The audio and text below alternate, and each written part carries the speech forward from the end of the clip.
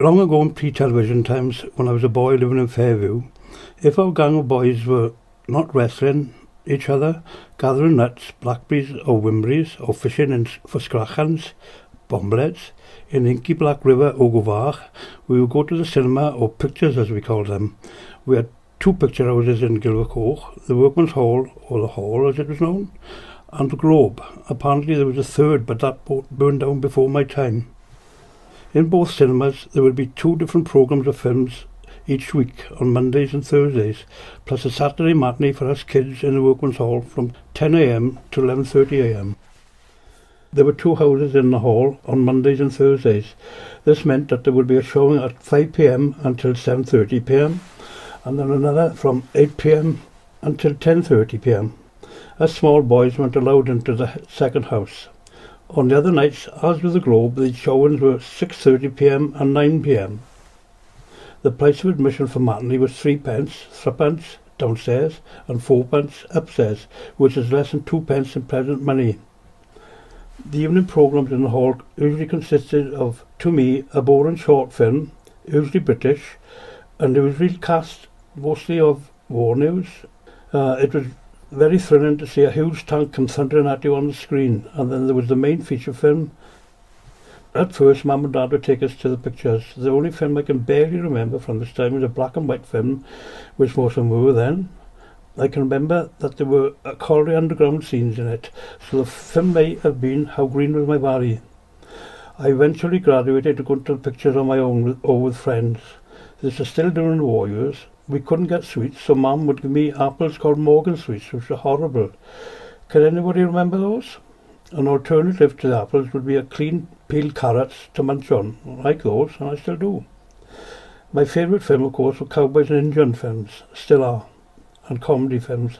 I used to laugh until tears ran down my cheeks at Bud Abbott, and Lou Costello, and Laurel Hardy, and the Three Stooges, and Our Gang, just to name a few. The Globe, because it was privately owned, always seemed to have better films than the hall. If there was a Tarzan film showing, or King Kong, there would be a queue from the main entrance up to the main road and down the pavement to Reggie Jeffrey's newspaper shop. It would be about 80 or so yards long. Above the Globe, unlike the hall, which had an upstairs and downstairs, the Globe was a large single-storey building which was owned by the Griffiths family. It was a great fun in there because there were no windows. It could be very dark at times. This was ideal for courting couples sitting in the coveted two back rows, which had double seats, which were almost like settees, to which I and my girlfriend, later to be my wife Maureen, graduated. The heating system was terrible but effective. If it got cold during the evening, the heating would be switched on, and then there would be a constant banging of the pipes, which made it difficult to hear the on-screen dialogue. There were two exits from the cinema, the main door, and there was one at the side of the building. There was a shelter to this one which sheep enjoyed, so if you exited from the side door on a wet evening, you were almost certain to find yourself up to your ankles in sheep manure. On Saturday mornings, as I said, there was a matinee for us kids in the hall. I don't think I missed a matinee from the time I was old enough to go and see Hopalong Cassidy, Roy Rogers and his horse Trigger, or Buck Rogers and his galactic battles against Ming the Merciless. These were the days when we didn't expect to go straight home after the show and weren't expected to. During the summer, when we came out of matinee, we would look across to the farm at the bottom of the room.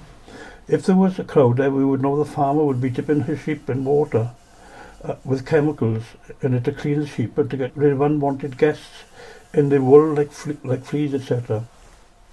Other times my brother Brian and our friends would go down to the river and run from one end of the culvert by jumping from side to side over the river and hope that we didn't fall in and slide into the pool at the bottom. I did once.